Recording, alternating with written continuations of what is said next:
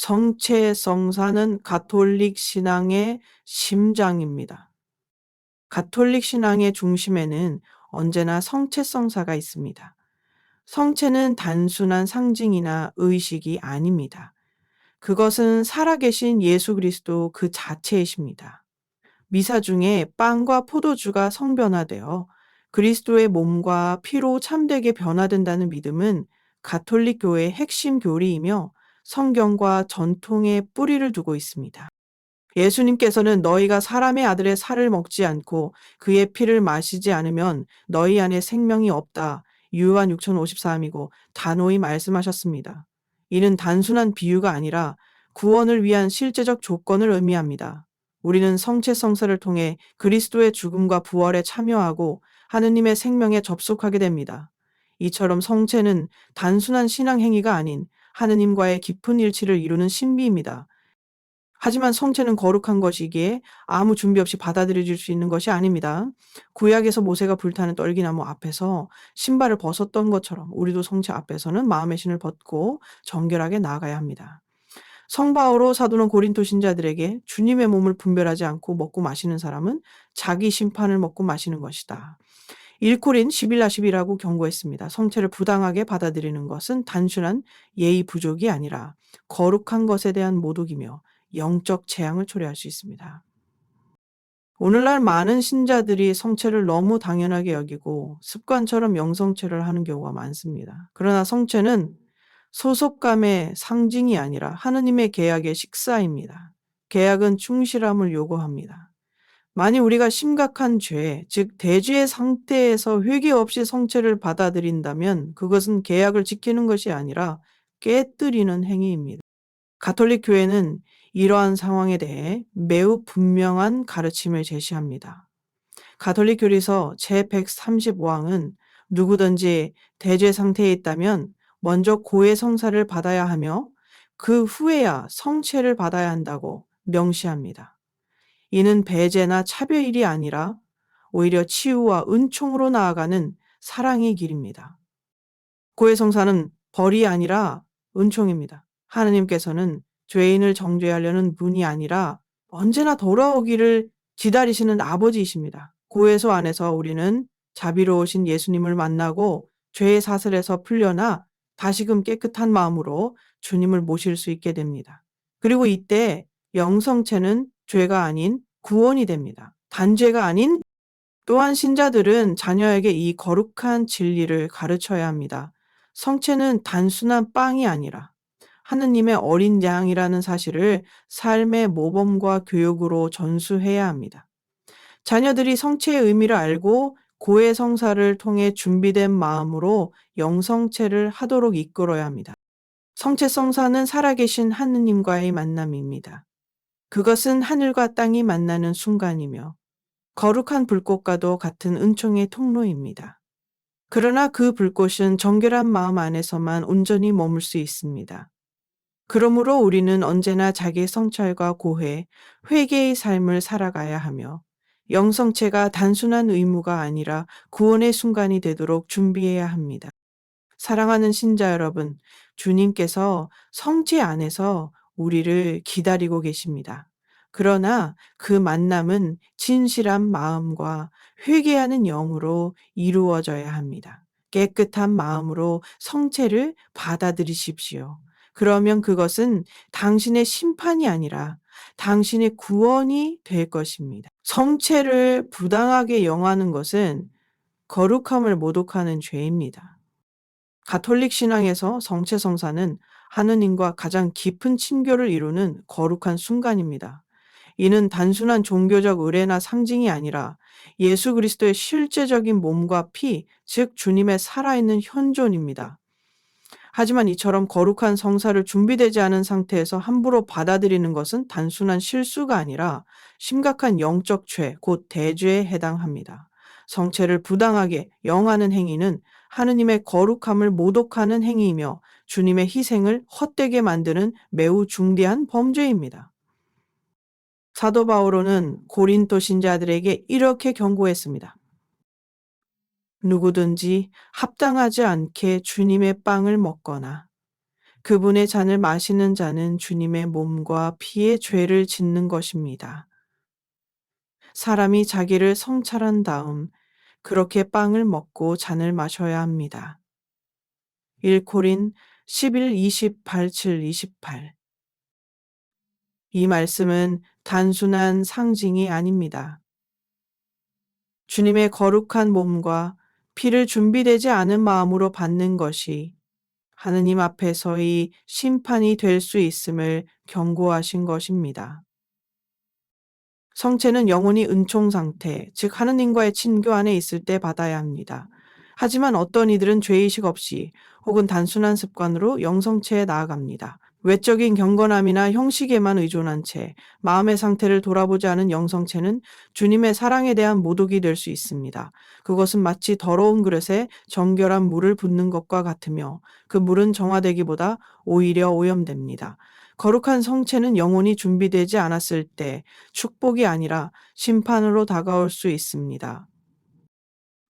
교회는 이를 예방하기 위해 분명한 가르침을 제시합니다. 가톨릭 교리서 제138호항은 이렇게 말합니다. 대제 의식이 있는 사람은 고해 성사를 먼저 받아야 하며 그 후에야 영성체를 할 수 있다. 이것을 교회의 규칙이자 하느님과의 올바른 관계를 위한 영적 배려입니다. 어떤 이는 이를 배제나 차별처럼 느낄 수 있지만 이는 신자들의 구원을 위한 사랑의 질서입니다. 고해 성사를 통한 회개 없이는 영성체는 축복이 아니라 자기 기만이 되며 내면의 죄를 더욱 심화시킬 뿐입니다. 많은 신자들이 나는 그냥 작은 실수를 했을 뿐이야. 하느님이 이해하실 거야. 다들 그냥 영성체하잖아 라는 생각으로 성체 앞에 나아가기도 합니다. 그러나 이는 양심을 마비시키는 유혹이며 십자가의 희생을 가볍게 여기는 결과를 초래합니다. 예수님께서는 우리를 죄 가운데 머물게 하기 위해 죽으신 것이 아니라 우리를 그 죄에서 해방시키기 위해 죽으셨습니다. 그러므로 성체는 죄를 덮는 위안이 아니라 거룩함을 요구하는 부르심입니다. 이러한 맥락에서 성체는 준비되지 않은 영혼에게는 구원의 음식이 아니라 정죄의 증거가 될 수 있습니다. 겉으로는 경건해 보여도 내면이 죄로 가득 차 있다면 영성체는 외식이며 위선이 됩니다. 하느님은 외모가 아니라 마음을 보십니다. 그래서 우리는 항상 자신의 상태를 깊이 성찰하고 고해 성사를 통해 마음을 깨끗이 정돈한 후에 성체 앞에 서야 합니다. 하느님은 사랑이십니다. 그래서 우리에게 수없이 돌아올 기회를 주십니다. 100번 넘어져도 고해 성사를 통해 진심으로 회개할 때 그분은 항상 용서하십니다. 하지만 회개 없이 반복되는 영성체는 신앙의 본질을 왜곡시키며 영혼을 점점 더 어둠으로 몰아갑니다.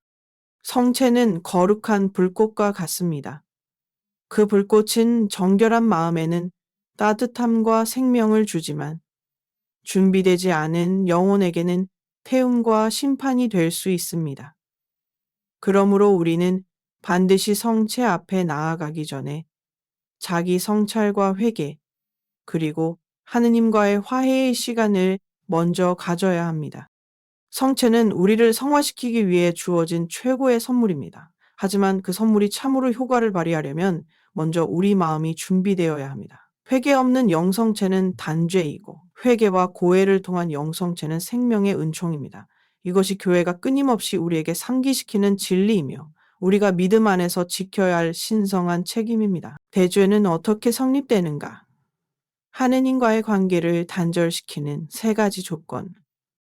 가톨릭 교회는 인간의 죄를 소재와 대죄로 구분합니다. 이 구분은 단순히 죄의 종류를 나누는 것이 아니라 하느님과 인간 사이의 영적 관계에 어떤 영향을 주는지에 대한 본질적인 이해입니다. 그 중에서도 대죄 모르타 쌓이는 영혼의 생명을 끊는 죄이며 그 결과로 하나님의 은총에서 단절되고 만일 회개하지 않은 상태로 죽는다면 영원한 멸망에 이를 수 있는 중대한 죄입니다. 그렇다면 어떤 죄가 대죄가 되는 걸까요? 교회는 수세기 동안의 신학적 전통과 성경에 근거하여 대죄가 성립되기 위한 세 가지 조건을 분명히 가르쳐 왔습니다. 이 조건은 단순한 교리적 지식이 아니라 우리 양심을 비추고 회개의 삶으로 이끄는 거룩한 기준입니다. 중대한 사. 첫 번째 조건은 죄가 객관적으로 중대한 사안을 포함해야 한다는 것입니다. 중대한 사안이란 하느님의 계명을 심각하게 거스르는 행위를 말합니다. 예를 들어 고의적인 살인, 간음, 중대한 절도, 신성모독, 주일 미사, 고의로 불참, 부모에 대한 극단적인 불순종, 불의한 사회적 억압과 같은 행위들이 이에 해당합니다. 이는 인간의 존엄성과 하느님의 뜻에 정면으로 어긋나는 행위로서 하느님과의 사랑의 관계를 깨뜨릴 정도로 중대한 본질을 지닙니다. 그러나 중대한 사안이 있다고 해서 무조건 대제가 성립되는 것은 아닙니다. 다음 두 가지 조건이 함께 충족되어야 합니다. 완전한 인식, full knowledge. 두 번째 조건은 그 죄가 중대한 것임을 스스로 알고 있는 상태에서 행해야 한다는 것입니다. 즉, 그 행동이 하느님 앞에서 중대한 잘못임을 알고 있으면서도 행한 경우입니다. 만일 어떤 사람이 교리 지식이 부족하거나 상황적 무지 혹은 정서적 압박으로 인해 해당 행위가 죄라는 것을 정확히 인지하지 못한 채로 범했다면 대죄로 보기 어렵습니다. 왜냐하면 죄의 책임성이 떨어지기 때문입니다. 하지만 현대 사회에서 많은 가톨릭 신자들이 이러한 알모름에 스스로 안주하거나 의도적으로 무시하면서 죄를 정당화하기도 합니다. 하느님은 이해하시겠지. 다들 그렇게 살아. 이건 시대가 바뀌어서 그래. 라는 말로 자신의 양심을 흐리게 만드는 것은 사탄의 교묘한 유혹일 수 있습니다. 성숙한 신앙인은 진리를 외면하지 않고 양심의 소리에 귀 기울이며 하느님의 계명에 순종하려고 노력해야 합니다. 자유로운 동의. 세 번째 조건은 자유롭고 의도적인 선택이 있어야 한다는 것입니다.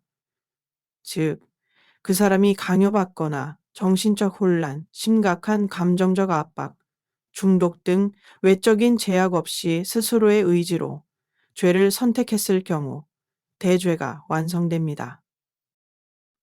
예를 들어 어떤 사람이 극심한 정신적 스트레스로 인해 충동적으로 욕설을 하거나 감정을 통제하지 못해 무례한 행동을 했다면 그 책임은 일정 부분 감경될 수 있습니다.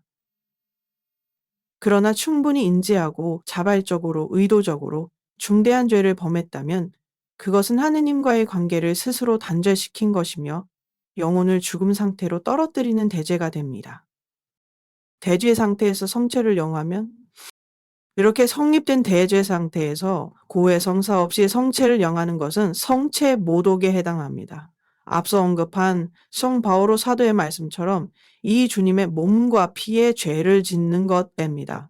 이는 단지 죄를 더하는 수준이 아니라 이미 어두운 영혼에 또 하나의 어둠을 더하는 행위이며 은총의 성사를 심판의 도구로 전락시키는 무서운 죄입니다. 하느님의 자비는 끝이 없다.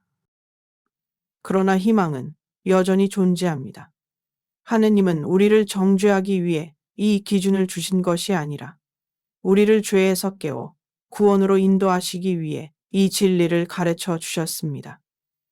진심 어린 회개와 고해 성사를 통해 우리는 다시 하느님과 화해할 수 있으며 그분의 은총 안에 새로이 태어날 수 있습니다. 우리의 양심이 이러한 세 가지 조건을 바탕으로 늘 깨어 있도록 하십시오. 죄를 정당화하거나 무시하지 말고 진리 안에서 자신을 성찰하며 자비의 문을 향해 겸손히 걸어가야 합니다. 이것이 바로 성체 앞에서의 참된 준비요, 거룩한 교회가 우리에게 가르쳐준 생명의 길입니다. 고해성사, 징벌이 아니라 자비의 선물입니다. 많은 신자들이 고해성사를 떠올릴 때 왠지 모를 두려움과 부끄러움, 심지어는 형벌처럼 느끼는 경우가 있습니다. 자신이 한 잘못을 말로 고백해야 한다는 부담감, 그리고 하느님의 얼굴 앞에 자신의 죄를 인정해야 한다는 무게 때문일 것입니다. 그러나 가톨릭 신앙 안에서 고해성사는 결코 심판을 위한 절차가 아닙니다.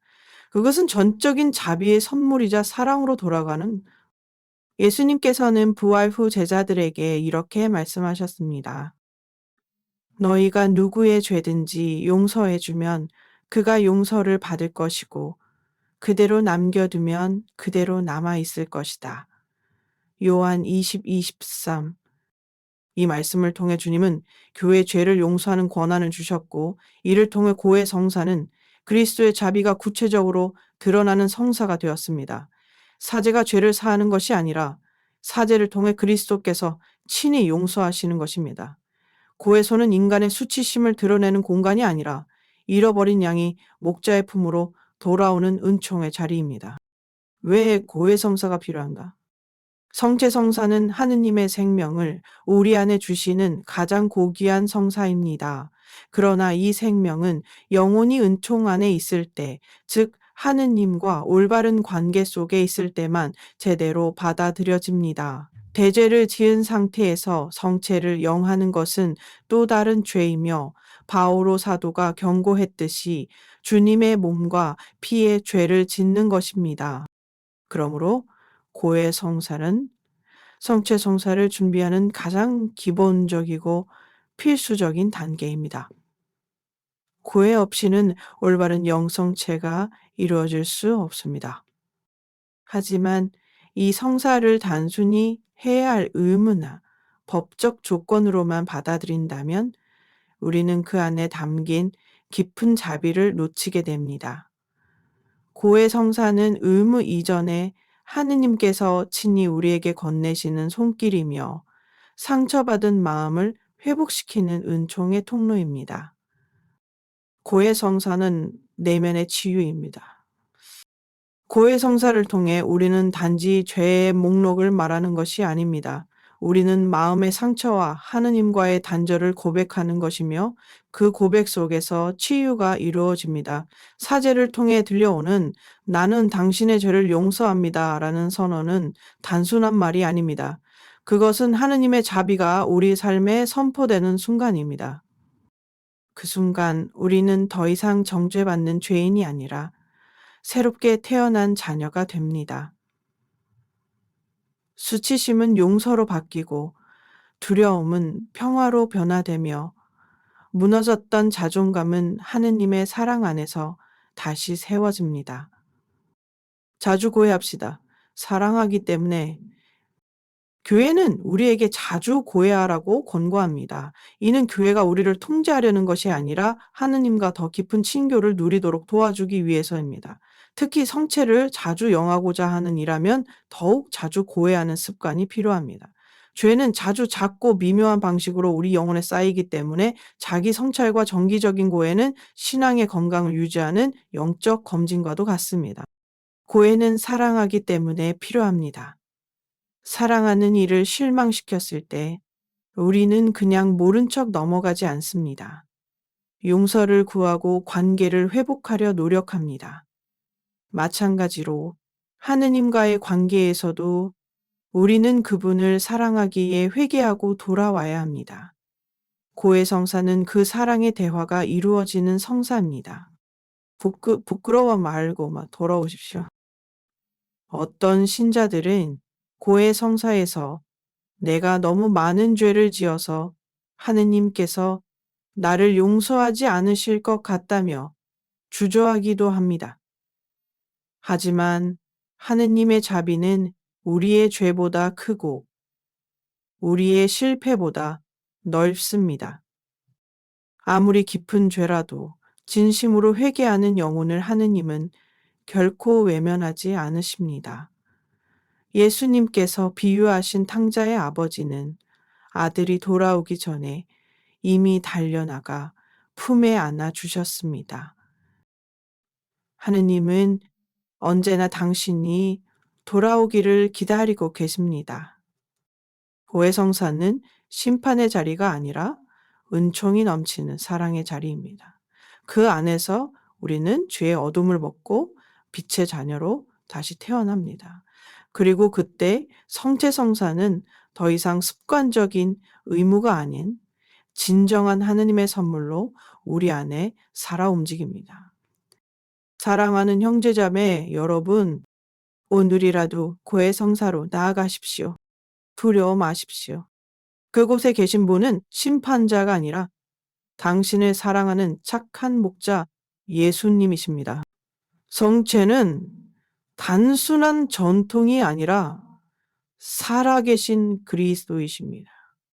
오늘날 많은 가톨릭 신자들이 주일 미사에 참여하고 성체를 영하는 일에 점점 익숙해지고 있습니다. 하지만 이 익숙함이 때로는 무관심으로 바뀌고 경건함보다는 형식적 의무로 흐르기 시작할 때 우리는 신앙의 본질을 점검해야 합니다. 성체 성사는 결코 단순한 의례가 아니며 단지 공동체 소속의 표시도 아닙니다. 그것은 살아계신 예수 그리스도의 실제 현존, 그분의 몸과 피를 받아 모시는 가장 거룩한 신비입니다. 성경에서 예수님께서는 분명히 말씀하셨습니다.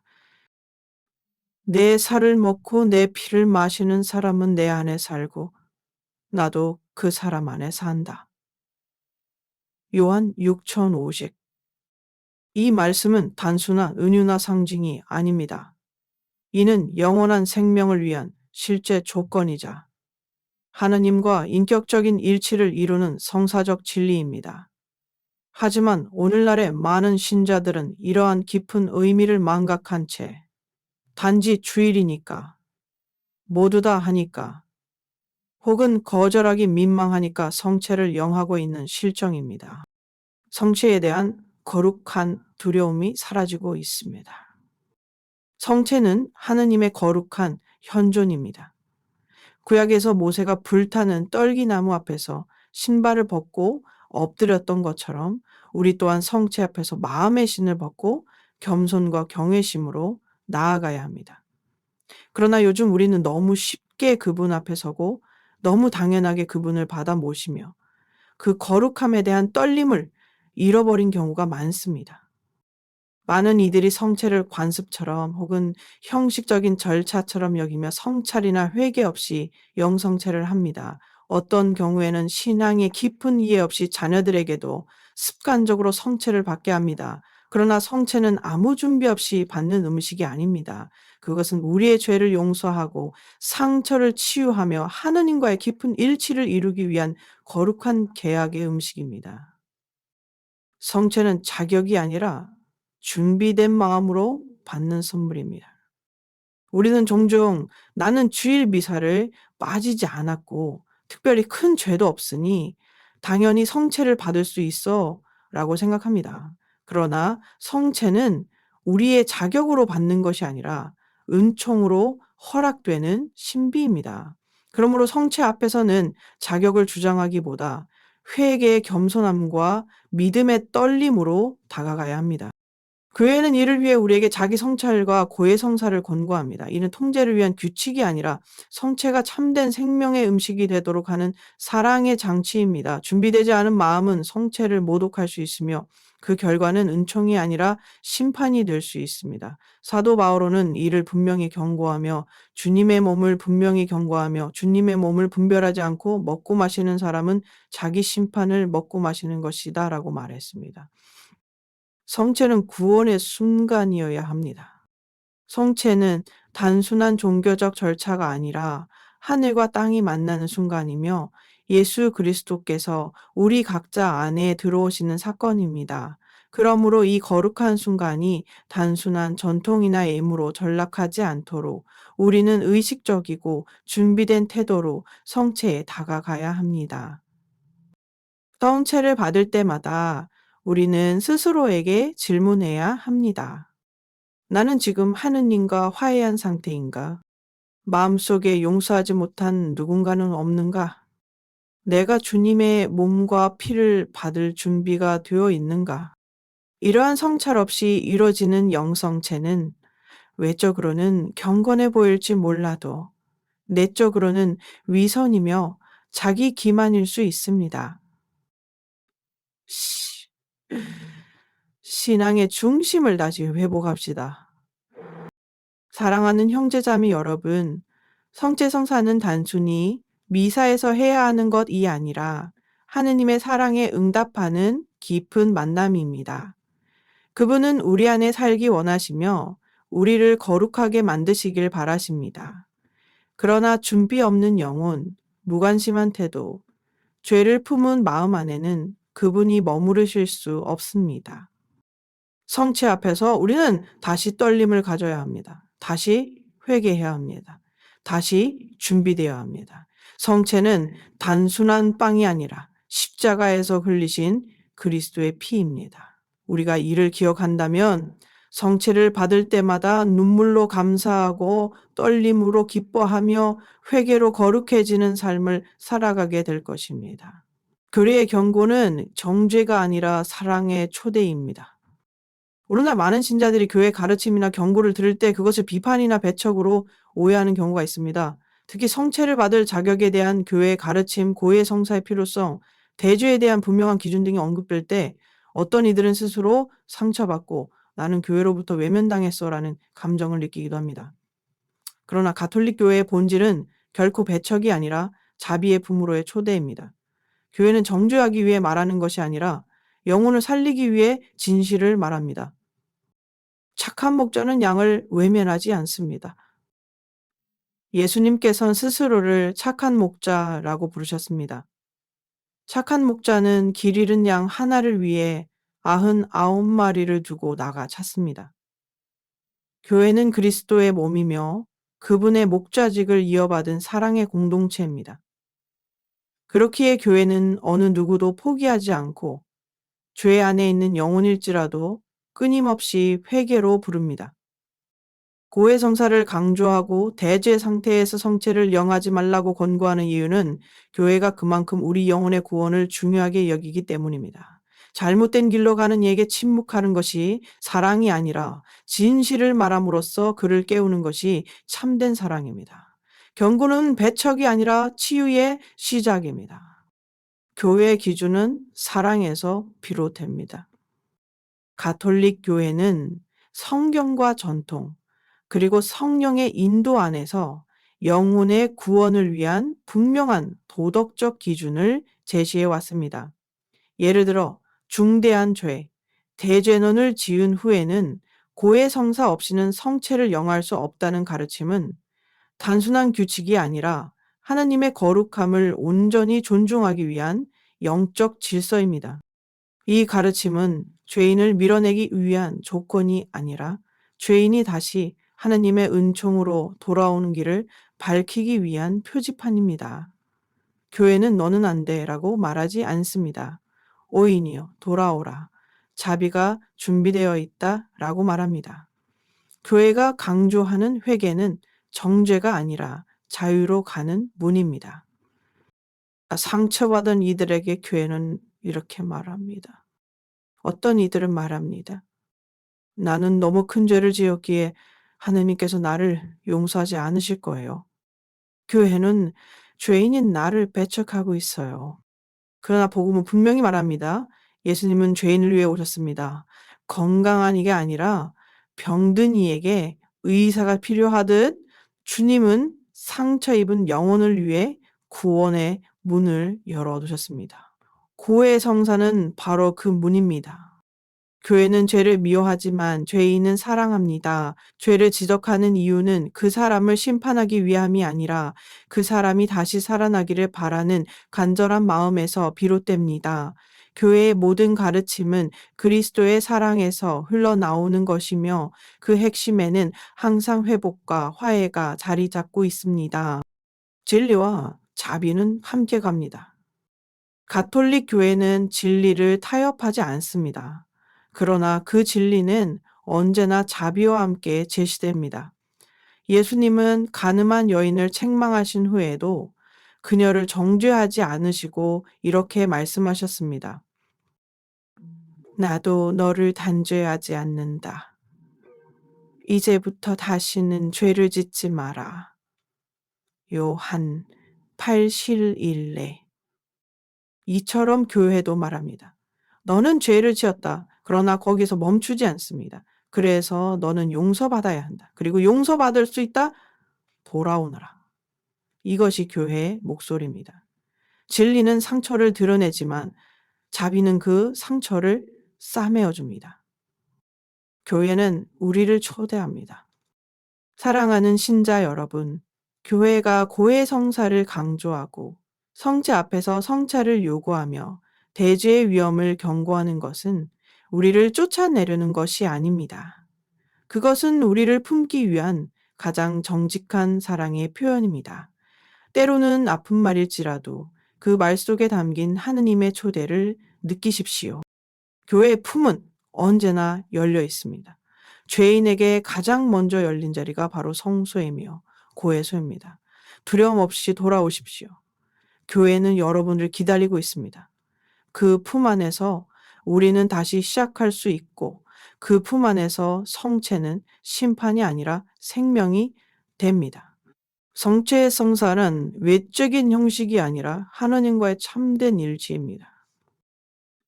가톨릭 신앙의 핵심은 단순한 교리나 전통에 머물지 않습니다. 그것은 살아계신 하느님과의 실제적인 만남과 친교의 뿌리를 두고 있습니다.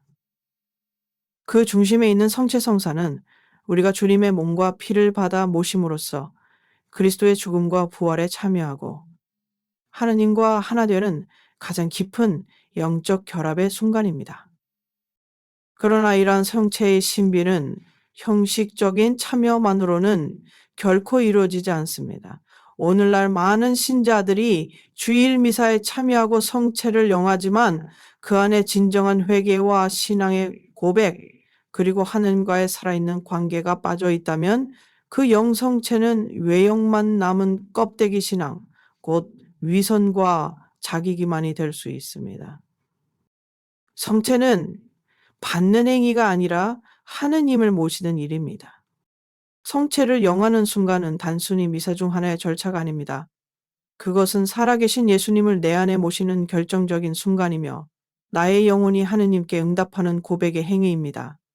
하지만 만일 내 마음이 하느님을 향해 열려 있지 않고 심지어 대죄 상태에 있음에도 불구하고 성체를 받는다면 그 영성체는 결코 은총이 될 수 없습니다.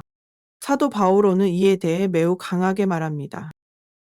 주님의 몸을 분별하지 않고 먹고 마시는 사람은 자기 심판을 먹고 마시는 것이다. 1코린 11:29. 이 말씀은 단순한 경고가 아닙니다. 그것은 하느님의 거룩함에 합당한 응답을 요구하는 사랑의 목소리입니다. 하느님은 자신을 강요하지 않으십니다. 그분은 열린 마음, 회개하는 영혼, 사랑으로 준비된 그릇 안에만 기꺼이 머무르십니다. 준비되지 않은 영성체는 거짓된 친교입니다. 겉으로는 미사에 참여하고 고개를 숙이며 손을 모아 성체를 받아 모시더라도 만약 우리의 내면이 하느님과 단절되어 있고 회개하지 않은 죄를 품고 있다면 그 행위는 진실한 신앙이 아니라 위선적인 모방에 불과합니다.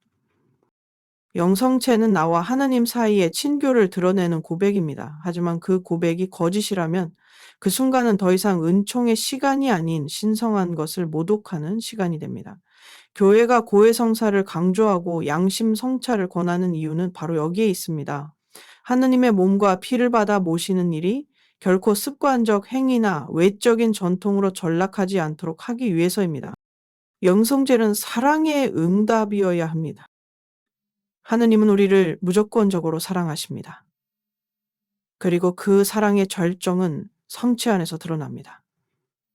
그렇기에 우리의 응답 또한 진실한 사랑이어야 하며 영성체는 단순한 의무가 아닌 사랑의 고백이 되어야 합니다. 진정으로 그분을 사랑하는 이라면 자신의 죄를 외면하지 않고 그분 앞에 솔직하게 서서 고백하고 정결하게 준비할 것입니다.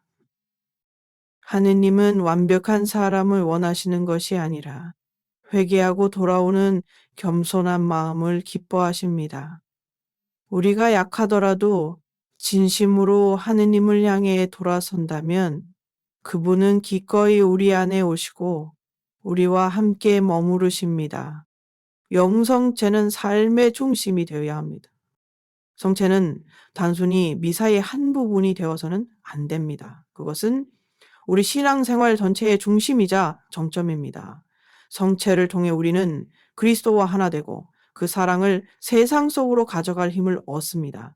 그러나 그 힘은 단지 성체를 받는 데서 오는 것이 아니라 어떻게 모시는지, 얼마나 진심으로 준비했는지에 따라 결정됩니다. 사랑하는 형제자매 여러분, 매번 성체를 영하기 전 자신에게 질문해 보십시오. 나는 지금 하느님과의 관계 안에서 진실한가? 내가 지금 모시려는 분은 살아계신 하느님이심을 정말 믿고 있는가? 그분이 내 안에 머무르실 수 있는 마음의 공간을 마련했는가?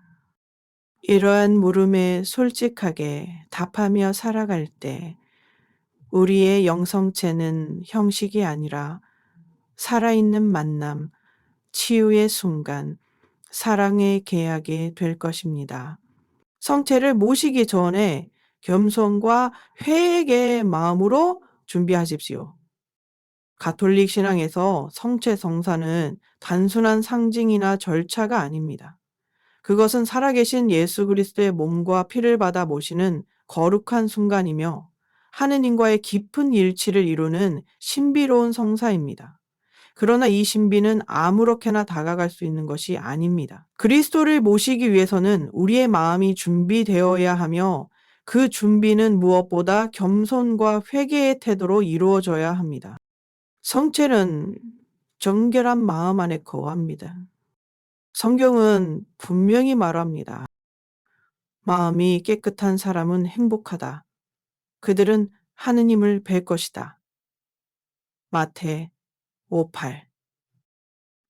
하느님께서는 외적인 행위보다 내면의 진실한 상태를 바라보십니다. 아무리 경건한 동작이나 기도문을 읊조린다 해도 만약 우리의 마음이 교만과 무관심, 미움과 죄에 가득 차 있다면 그 행위는 공허한 형식에 불과합니다. 특히 성체를 영할 때 그분을 맞이할 영혼의 그릇이 깨끗하지 않다면 성체는 은총이 아니라 심판의 도구가 될 수 있습니다. 사도 바오로는 이를 분명히 경고하며 주님의 몸을 분별하지 않고 먹고 마시는 사람은 자기 심판을 먹고 마시는 것이다. 1코린 11 문하고 라고 말합니다. 회개 없는 영성체는 위선이며 위험입니다. 성체를 습관처럼 영하는 신자들이 많아지고 있습니다. 매주 미사에 참석하고 성체를 받지만 자기 성찰 없이 회개 없이 하느님과의 관계를 돌아보지 않은 채 그분을 받아 모시는 경우가 많습니다. 이는 외적으로는 신앙처럼 보일지 몰라도 내적으로는 위선이며 영적 위험입니다. 성체는 거룩한 불꽃입니다. 깨끗한 마음에는 그 불꽃이 따뜻함과 생명을 주지만 더럽고 다친 영혼에는 그 불꽃이 심판과 불안을 안겨줄 수 있습니다. 그렇게 교회는 우리에게 자기 성찰을 권고하고 대죄 상태에서는 반드시 고해 성사를 통해 먼저 하느님과 화해할 것을 가르칩니다. 겸손은 은총의 시작입니다. 하느님은 겸손한 영혼을 기뻐하십니다. 성모 마리아의 찬가는 이렇게 고백합니다. 그분께서는 당신 종의 비천함을 돌보셨습니다. 루카 1:48. 겸손은 단지 자신을 낮추는 것이 아니라 하나님 앞에서 나의 한계와 죄를 인정하고 그분의 자비에 나를 맡기는 태도입니다. 이 겸손이 회개를 가능하게 하고 회개가 영혼을 정결하게 합니다. 그리고 그렇게 깨끗해진 마음은 비로소 하느님의 현존을 담을 수 있는 그릇이 됩니다. 하느님은 완벽한 사람을 원하시지 않습니다. 그분은 돌아오려는 마음, 열려있는 심령, 사랑으로 다시 시작하려는 결심을 찾고 계십니다. 회개의 핵심은 두려움이 아니라 신뢰입니다. 주님은 우리를 정죄하시려는 분이 아니라 일으켜 세우시고 새롭게 하시는 아버지이십니다. 고해의 성사는 단절을 회복시키는 사랑의 통로입니다. 회개는 단지 후회하는 감정이 아닙니다. 그것은 하느님께로 다시 돌아가려는 선택이며 고해 성사는 그 선택이 이루어지는 구체적인 성사입니다. 고해 성사 안에서 우리는 죄를 고백하고 사죄를 통해 하느님의 용서를 선포받으며 다시 은총의 상태로 회복됩니다. 이 상태에서 성체를 모실 때 우리는 두려움이 아니라 기쁨과 감사, 사랑으로 그분을 영접하게 됩니다. 성체는 심판이 아니라 구원의 음식, 위로의 빛, 영혼의 생명이 됩니다. 그리고 그렇게 받은 성체는 우리의 삶을 변화시키고 우리가 하느님의 거룩함을 세상 속에 드러낼 수 있도록 도와줍니다. 준비된 영혼만이 성체의 은총을 온전히 누릴 수 있습니다. 성체는 하느님의 선물이지만 그 선물을 받아들이는 그릇이 준비되어 있어야 합니다. 마음속에 고의적으로 간직된 죄, 하느님을 거부하는 태도, 회개를 미루는 무관심 속에서는 그 선물은 효과를 잃습니다. 그러므로 우리는 매번 성체를 영하기 전 겸손하게 이렇게 기도해야 합니다. 주님, 제 마음을 깨끗이 하소서. 제가 지금 이 성체를 받을 수 있도록 저를 새롭게 하소서. 성체는 거룩한 불입니다. 그 불이 우리 안에서 사랑과 거룩함의 불꽃이 되기 위해서 우린 반드시 겸손과 회개의 마음으로 그 불 앞에 서야 합니다. 고해 성사는 성체 성사를 위한 장애물이 아니라 은총으로 가는 길입니다. 가톨릭 교회는 성체 성사를 거행함에 있어 분명한 가르침을 제시합니다. 그것은 단지 규범을 지키기 위한 법적 지침이 아니라 하느님의 거룩함을 온전히 받아들이기 위한 사랑의 질서입니다. 교회는 이렇게 말합니다. 대죄 의식이 있는 사람은 고해 성사를 먼저 받아야 하며 그 후에야 성체를 받을 수 있다.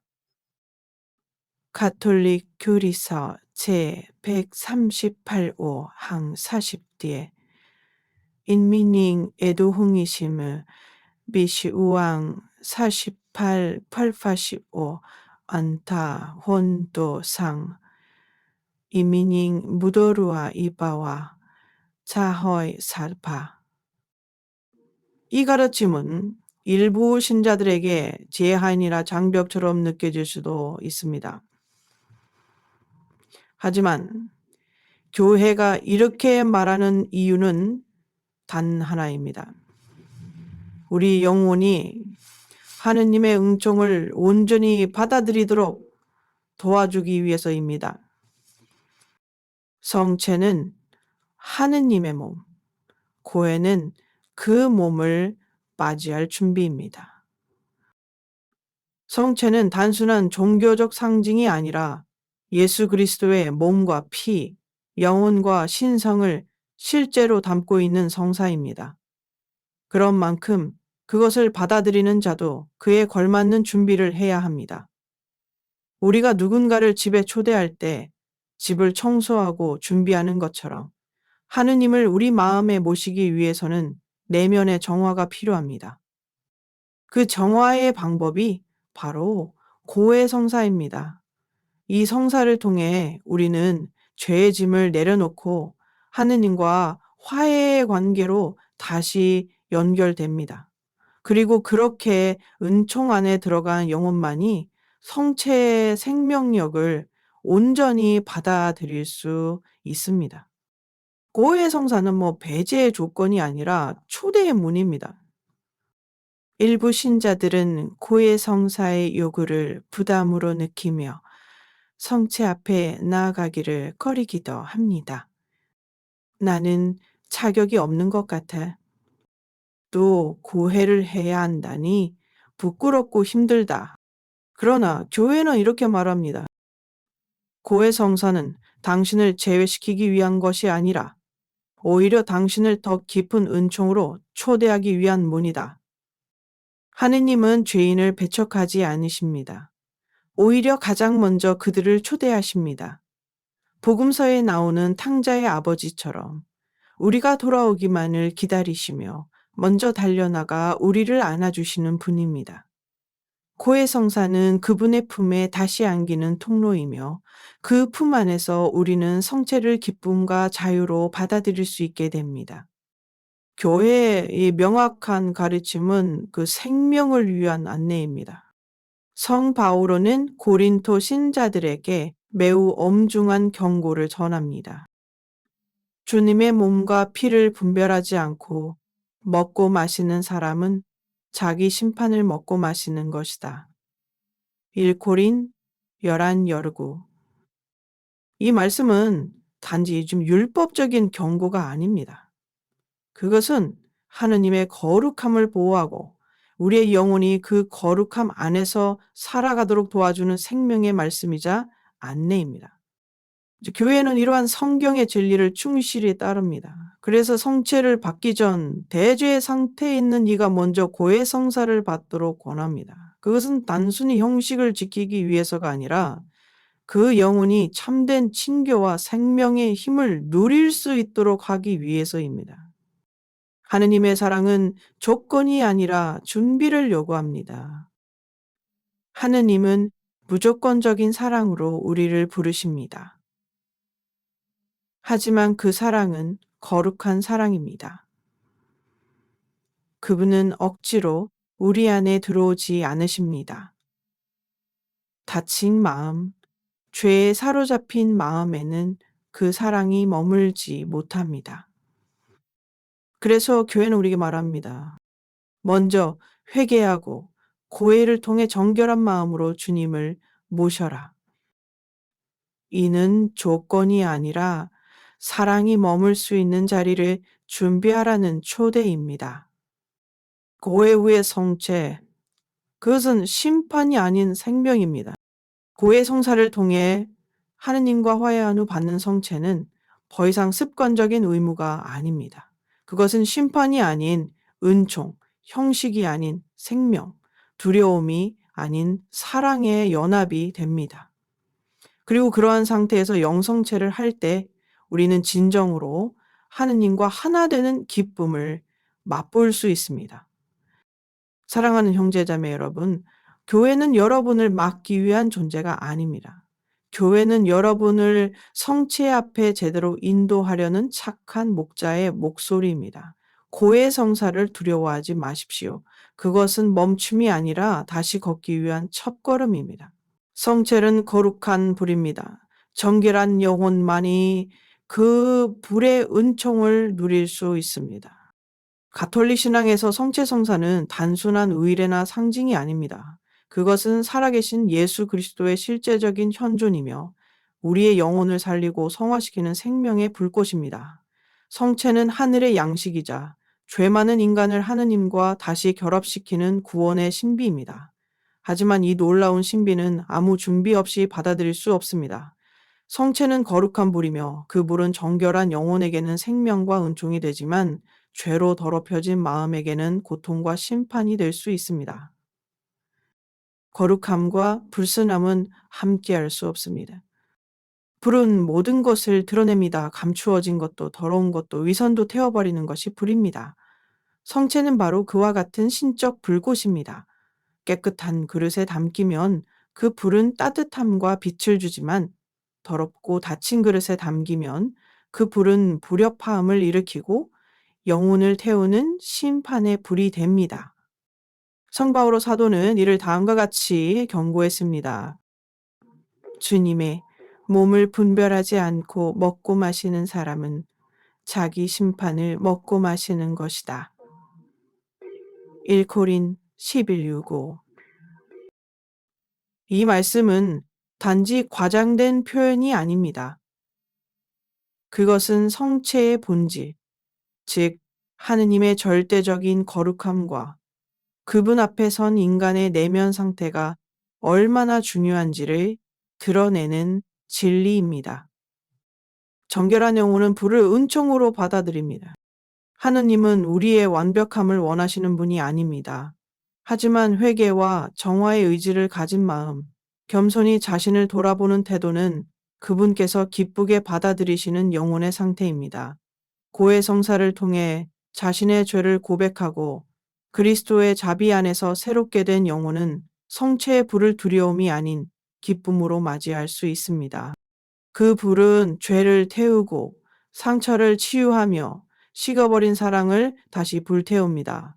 그것은 신앙의 불꽃이 되며 성인의 길로 인도하는 힘이 됩니다.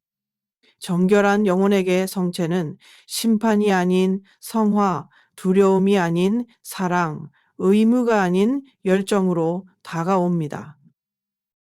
준비되지 않은 영혼에겐 불이 고통이 됩니다. 하지만 반대로 성찰과 회개 없이 심지어 대죄 상태에서 무감각하게 성체를 영하는 경우 그 불은 치유가 아니라 고통이 됩니다.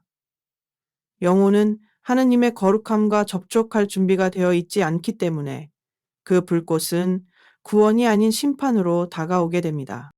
교회는 이걸 방지하기 위해 우리에게 고해 성사와 양심 성찰 그리고 겸손한 준비를 강조합니다.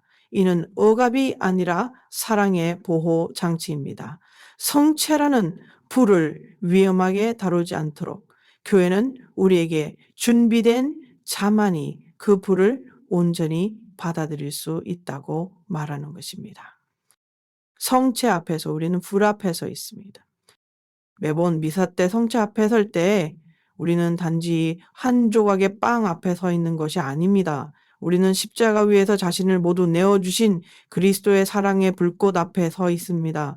그 불은 우리 안에 있는 모든 위선, 이기심, 무관심을 비추고 태워버리길 원하십니다. 그리고 그 자리에서 새로운 피조물로 거듭나길 원하십니다. 그러므로 성체를 받기 전 우리는 이렇게 물어야 합니다. 나는 이 불을 맞이할 준비가 되어 있는가? 이 불이 나를 치유하게 할 것인가? 아니면 나를 불편하게 만들 것인가? 나는 그 불을 사랑으로 품을 정결한 영혼을 가지고 있는가? 회개와 정화는 불을 빛으로 바꿉니다. 성체는 누구에게나 주어지는 선물이지만 모두에게 동일하게 작용하지는 않습니다. 회개와 정화를 통해 마음을 준비한 이에게는 그 불이 밝은 빛과 따뜻한 사랑이 되어 삶을 변화시키지만 다친 마음과 죄에 물든 영혼에게는 경고와 심판의 불이 됩니다. 이것이 바로 교회가 대죄 상태에서 성체를 받지 말라고 말하는 이유입니다. 그것은 두려움을 주기 위해서가 아니라 그 거룩한 불이 당신 안에서 생명의 불꽃이 되게 하기 위해서입니다. 성체는 거룩한 불입니다.